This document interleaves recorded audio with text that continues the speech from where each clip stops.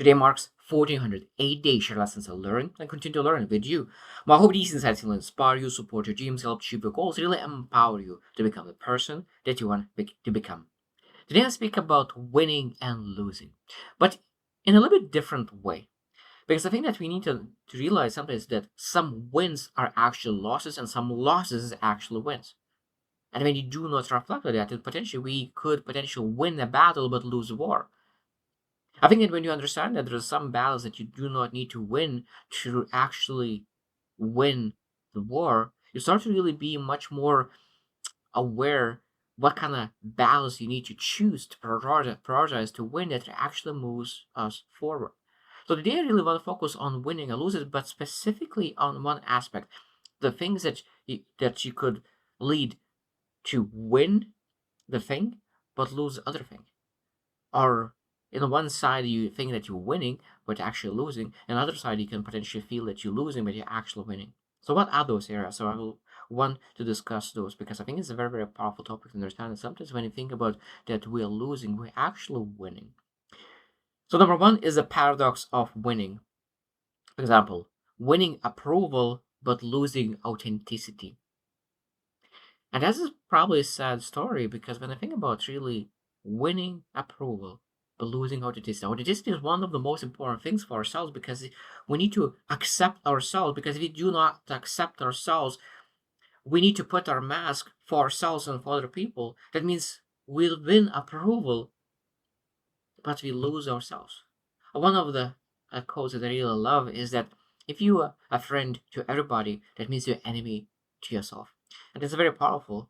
That means that's something that we need to learn to say that I need to learn my own acceptance. I need to learn how I could give my own acceptance, and I don't need the other people approval validation because that is important. That is what my true win is. Sometimes you can lose others' approval, but you win your own approval. You win your own authenticity. Second example could be win security but lose your freedom. So it means that potentially you can find a job that potentially it makes you feel that you have security, but it might be that because of that you gave away your freedom of time, of your energy, potentially even money.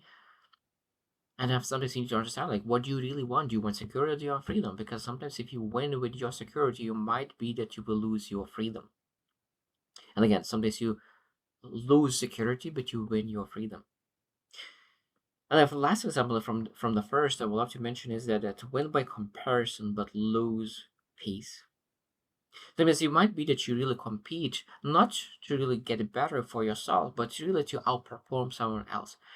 And sometimes I think that just focusing, just outperforming someone else, I think that that will not lead to the best example. Now, it's very important to compete. I think that's great. It gives you that drive. But if that's the only thing, I think that's where the true problem happens. And I think that when you compare yourself all along, and that means potentially will lose. Even if you win it by comparison, we might lose a piece.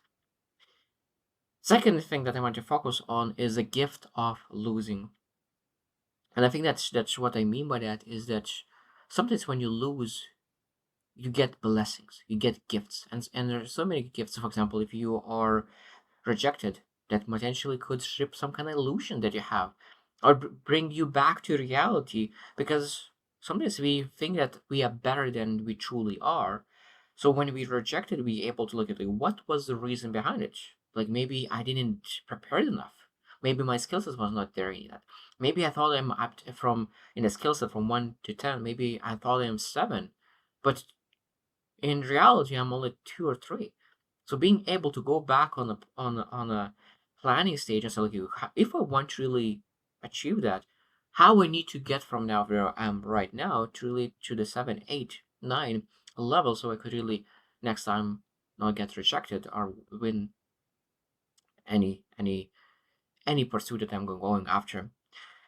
At the same time, failure humbles you. Really understand that you're not where you love to be. There's a lot of room to grow. Because I really love the saying that the largest room in the world is a room of improvement. And that's where it could grow and grow and grow. And that's where their losses, failure humbles us. And that's, again, gift.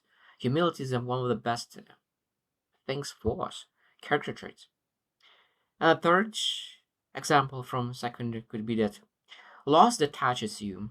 And I think that loss sometimes detaches from the things that doesn't matter anymore. And I think that when you lose, you start to realize, okay, what truly matters? What truly matters? And then when you understand what truly matters, you start to realize that the things that you put on the pedestal, it puts that as importance. You start to realize that, wow, those material things is not as important, but all the relationships, all the values, all the beliefs, all the developing yourself, that's what truly matters. And you start focusing on the relations rather than the material things. A third thing is that the ego versus self. And that is a big battle. That's again, it's very, very rare. So when the ego wins, there's a lot of times self loses. And when self wins, ego might lose as well. It might be that both of them are winning. But there's a lot of things when I think about what is actually a ego victory. It could be a loss for self. And because one thing is that ego wants validation. Ego wants impress others.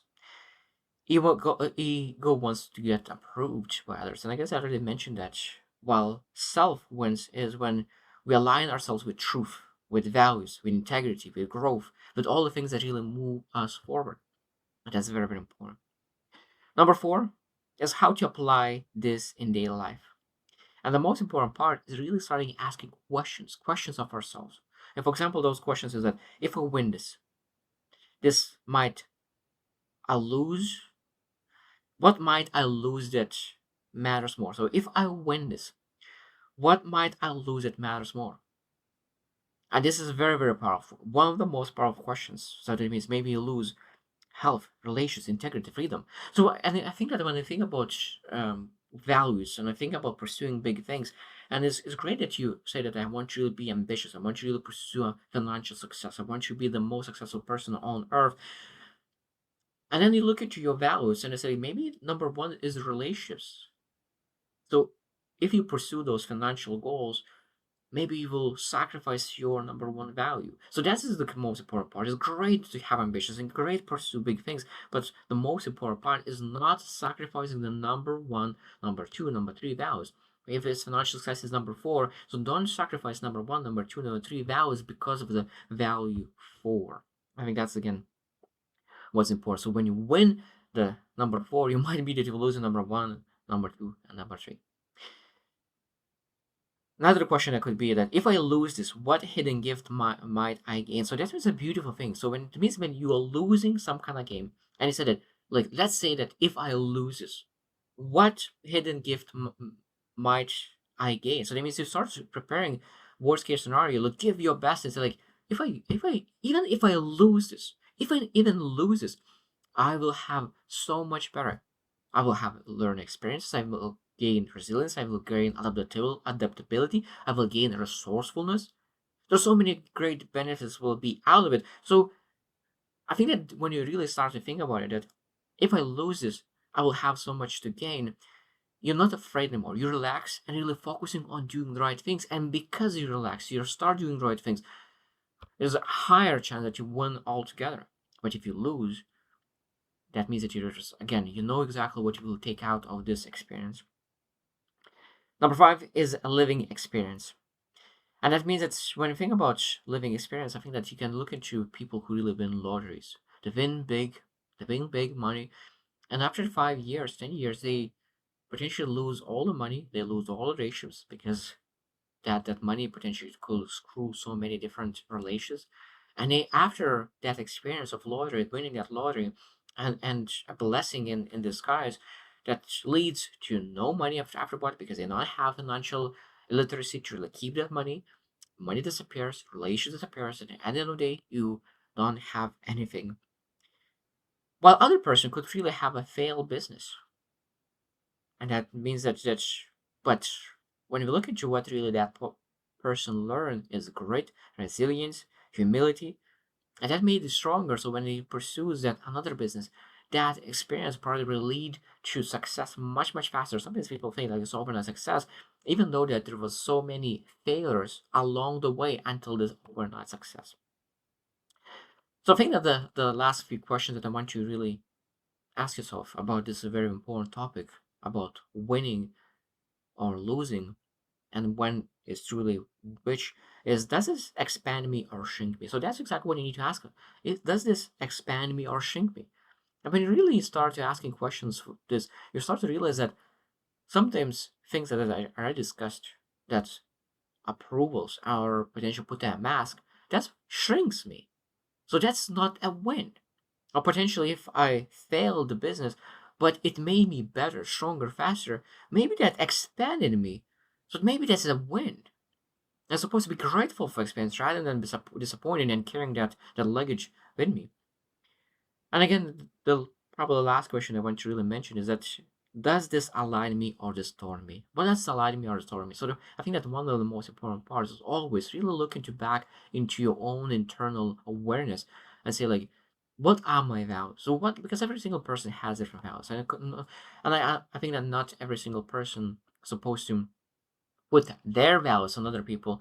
But when we know our values, when we put our time to understand ourselves, then we start able to ask, does this align or distort me? And if it distort me, that's a loss. If that aligns me, it's a win. Even though it might be that this looks a loss in other person's eyes, and that could be a and vice versa. So I hope you reflect as well. And sometimes I would love to really look into the past as well, like, and look into your wins, look into your losses. It's like, which losses actually were wins, or which wins must actually was losses. And maybe when you start to realize that, in the future, you'll make better decisions because of it. So I hope you choose to win, and see you tomorrow.